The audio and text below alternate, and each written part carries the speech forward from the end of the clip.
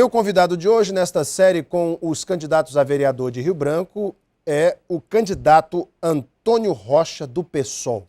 A TV Gazeta abriu espaço para que as coligações que disputam a Prefeitura de Rio Branco nos enviasse uma lista tríplice, com 3 representantes de cada coligação. Haja vista a impossibilidade de ouvirmos todos os candidatos a vereador de Rio Branco, resolvemos abrir espaço para que as coligações fizessem seu processo de escolha, seja por sorteio, seja por indicação, enfim, isso coube a cada coligação. A TV Gazeta cabe abrir esse espaço para você de casa ouvir o que pensam os representantes de cada coligação, de cada partido, que no caso o PSOL que sai sozinho, está aí pensando para Rio Branco, para as eleições proporcionais também. Antônio Rocha é acreano, nasceu no Seringal Caxinauá, no Rio Gregório, no município de Tarauacá. É solteiro, tem um filho, atualmente é técnico em gestão pública e está concluindo aí a duras penas o seu curso de Ciências Sociais, com habilitação em Ciências Políticas na UFAC.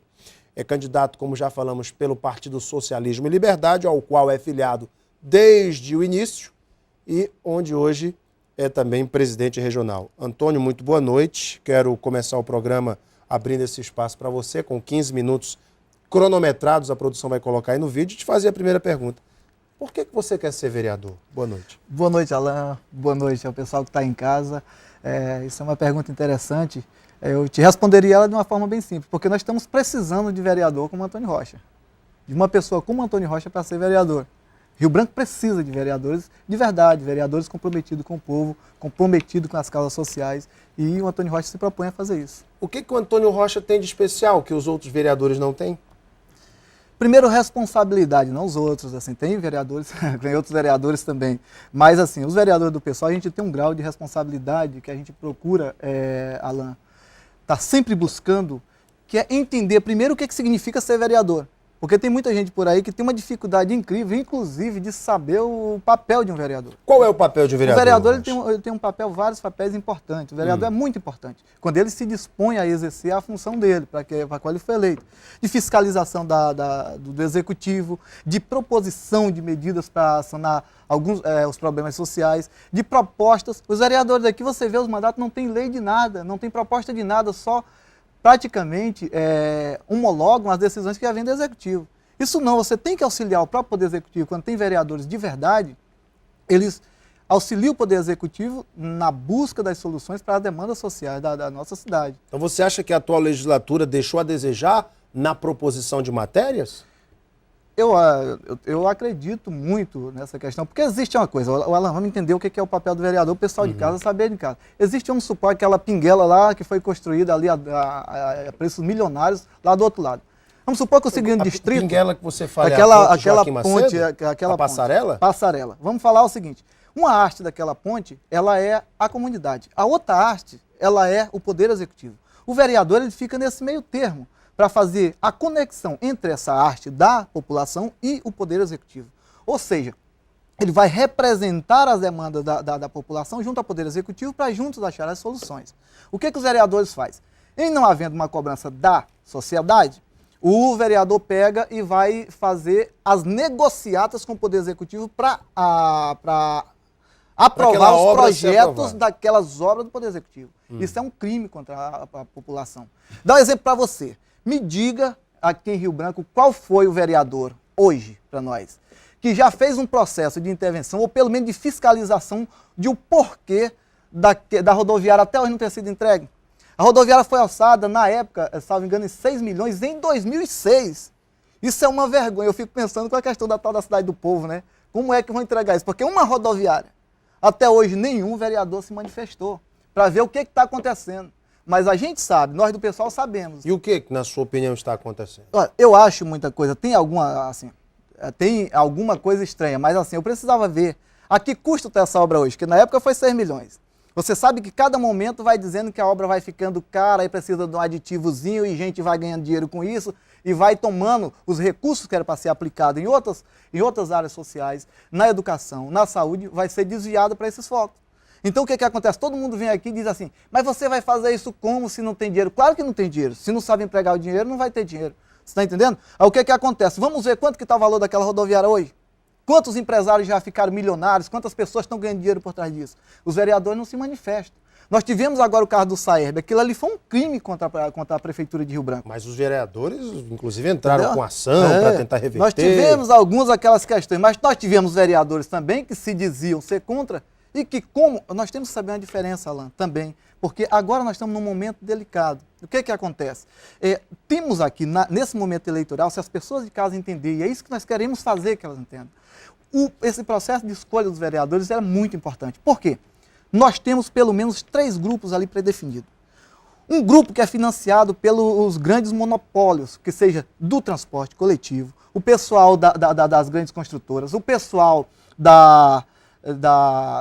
tem vários setores, da agropecuária, tem um monte de gente aí da especulação imobiliária, que a gente também está vendo isso aí, e tem esse pessoal que financia os seus representantes, para quando chegar lá no poder fazer exatamente o que eles mandarem. Nós tivemos um caso em relação ao próprio Saeb, que eu não vou citar nomes aqui para não criar confusão, mas que o parlamentar era contra e que votou a favor, porque o pessoal que financia a campanha dele foi lá e disse que tinha que votar a favor. Então o que eu estou dizendo? Para que serve um vereador desse?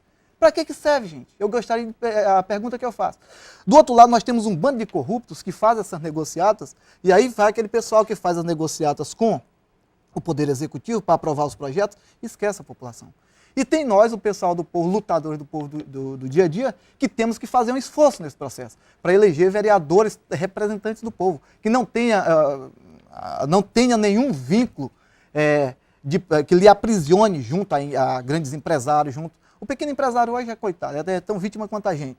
Mas os grandes empresários hoje monopolizam tudo. Então, quer dizer, o pequeno trabalhar, que é quem mais emprega, acaba que é uma dificuldade doida. Aí vai recorrer a quem? Então, as suas bandeiras de luta seria levar esta bandeira da moralidade para o poder público? Ou o senhor tem algum projeto específico que o senhor apresentaria ou já está apresentando à população? Olha só, existem algumas coisas que... Tem gente que diz que vai fazer rua. Eu não vou fazer rua, tá, gente? Até porque vereador não faz rua. Pois é, até porque vereador não faz rua. Quem estiver dizendo isso para você também está mentindo, tá? Mas eu posso estar junto com você... Eu já vi campanha de candidato a vereadora prometendo construir ponte. Eu já vi, inclusive tem no YouTube esse negócio. Então, o senhor vai construir ponte, não? Não, eu não sou executivo, eu vou ser legislativo. Isso. Agora, o que acontece, gente? Aí nós temos que saber bem distinguir isso. Só que, às vezes, o vereador trabalha ali 2, 3 dias ali na Câmara, o resto dos outros dias da semana é para ele estar junto lá na base, estar conversando com as pessoas, sentindo o problema da sociedade. O vereador, quando se elege, primeira coisa que faz, compra uma Hilux, aí depois fecha o vidro com ar-condicionado e tudo, não vê mais ninguém. Aí para que serve um vereador desse, se não sabe a realidade? Passa até dentro dos buracos, que só o meu carambequezinho vai perceber, né, que sai todos tremendo, e a Hilux dele não percebe, porque aquela rua estão todas esburacadas, e aí o pessoal está dizendo, é rua do povo, mas que povo? Porque está tudo esburacado. E o vereador não vai lá para se manifestar, dizer que é contra ou a favor aquilo. Não tem esse contato com a comunidade. Tem uma senhora, eu estava lá na Sobral, e ela falou, Rocha, isso é tão irritante, que eu queria, sabe o quê? Que ao invés desse pessoal gastar tanto dinheiro com a mídia, propagando uma coisa que não existe, na época do inverno ele só nos doasse pelo menos uns 5 cavalos aqui para o bairro, porque a gente fazia o trânsito aqui da rua sem precisar estar nesse atoleiro todo, com as sacolas no pé. Você está entendendo? Então, quer dizer, a pessoa tem as soluções aí, agora nós temos que fazer. Na sua opinião, o vereador deve dedicar mais tempo na Câmara analisando projetos, fiscalizando a prefeitura, ou deve dedicar mais tempo nos bairros ouvindo as demandas da população? Não sou extremista. As duas coisas são necessárias. Nós temos que ouvir as demandas, mas temos também que formatar um projeto e analisar ele para ver se vai, de certa forma, contemplar aquela demanda que está sendo posta. Então, nesse caso, as duas coisas são necessárias. Agora, existe tempo suficiente para isso. Agora, não dá para você ir lá, trabalhar ali meia horinha, 2 horinhas, só... Você nem para votar, você não precisa nem levantar, você fica sentado. Só se manifesta quem vai ter que é contra. Ainda tem o trabalho de levantar. Então, quer dizer... Nesse caso, você tem que analisar os projetos, tem que ver e tem que propor. O vereador tem que propor. Por exemplo, tem várias coisas que a gente tem umas ideias. Um dos projetos, e anotem aí, é o pessoal que está de casa, que eu acho uma aberração, Alan. E aí nós temos que ver isso. Ainda bem que é consenso em alguns segmentos da sociedade. Nós precisamos urgentemente, tendo um contrato com empresa terceirizada, o primeiro projeto que eu vou apresentar na Câmara, se eleito for, com empresa terceirizada, temos que ter ali, um dos tópicos, dos itens lá do contrato, nós temos o seguinte, tem que ter pessoas que saiba interpretar Libras, que fazer a leitura da linguagem de sinais brasileira. Então o que acontece? Porque nós temos hoje várias pessoas que estão fora do trabalho, que são surdos. Mas isso para que tipo de emprego? Para que tipo de situação? Qualquer empresa terceirizada que for prestar serviço para a prefeitura, qualquer empresa terceirizada vai ter que fazer isso. E os órgãos da prefeitura também vão ter que se dedicar, porque hoje existe um espaço que dá para fazer e formar várias pessoas para isso. Isso é fato, é uma coisa que eu tenho dito agora mesmo na TV. Um monte de surdo que está nos assistindo, não tem ninguém fazendo essa tradução em Libras. E como que aquelas pessoas vão se manifestar? Como que nós vamos chegar até elas para explicar? Isso é uma necessidade. Você sabe qual é o público hoje em Rio Branco, das pessoas portadoras de deficiência auditiva? Eu não tenho com precisão para isso, só sei que são muitas. São muitas porque eu tenho fazendo um trabalho com outros colegas já para tentar fazer isso, inclusive vai ser uma exigência nossa dentro do próprio pessoal, que as pessoas estejam procurando esses cursos. Existem vários cursos grátis. E o próprio partido vai ter que estar assumindo essa bandeira. O senhor é militante fundador do PSOL, mas já participou de movimentos apoiando o PT antes de ser fundador do PSOL. Ainda há ligações com o Partido dos Trabalhadores? Não há nenhuma ligação com o Partido dos Trabalhadores, porque a minha ligação com aquela formatação inicial do PT, ela ainda permanece, do sonho, do desejo de ver os trabalhadores realmente a ascensão da classe social. Então, o que acontece? É aquilo que eu estava te falando da escolha dos vereadores. Né? Nós temos aqueles corruptos lá que vão fazer as negociatas, nós temos ainda o pessoal do povo, que tem que se juntar, que unir forças para poder ter alguém representando, para não ficar refém daqueles outros durante 4 anos, e com consequências que vão durar 10, 20 anos. Então, o que acontece? Nesse caso, aquele partido não existe mais. Existe na cabeça de alguns militantes que eu tenho um profundo respeito, que teimam em permanecer, inclusive alguns no PT. Nós tivemos gente no Maranhão, histórico, que veio para o PSOL agora. E assim, porque o PSOL é uma dissidência do PT, né? Tem essas coisas da bandeira inicial que nós preservamos muito. Outras coisas que nós aprendemos que não dá para colocar na prática e que estamos fazendo, e que já estamos fazendo as adequações necessárias, de acordo com a nossa realidade. Quem é, na sua opinião, a sua grande inspiração política? É a senadora, ex-senadora e atual vereadora Heloísa Helena?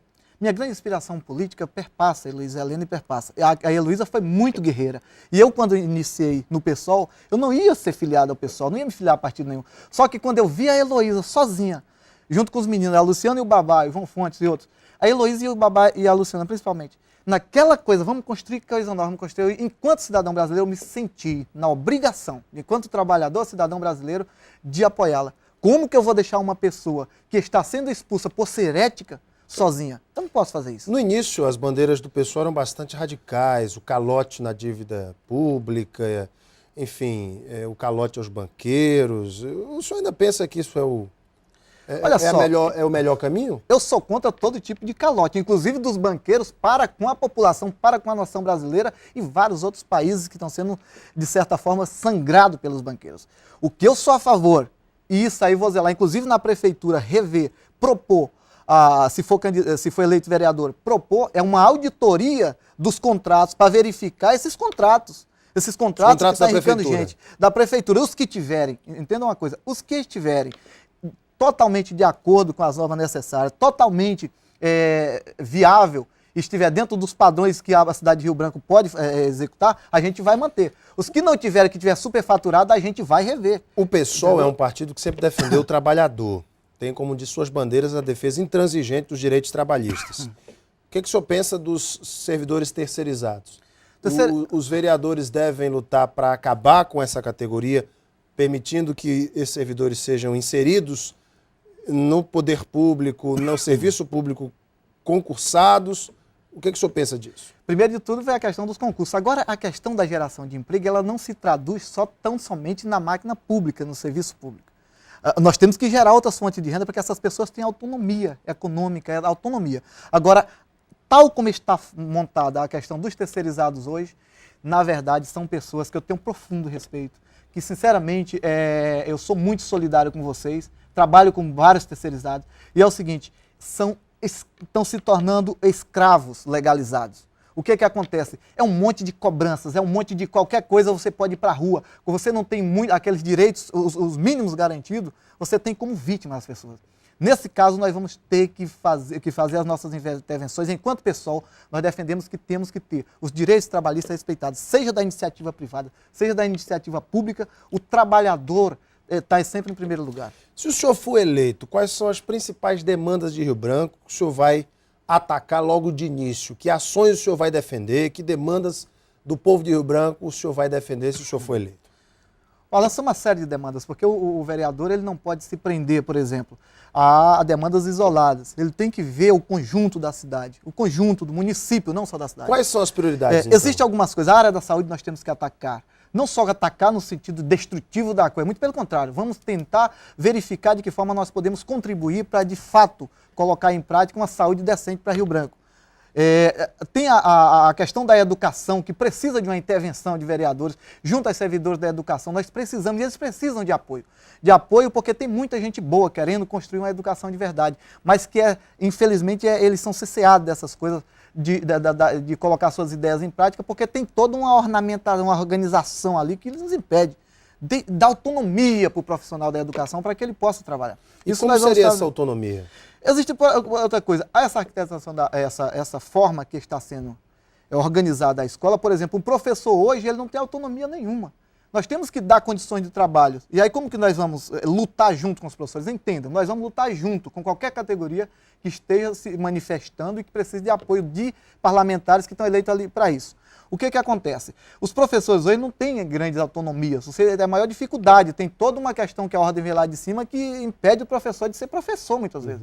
A outra coisa, a condição de trabalho dos professores hoje é aberrante.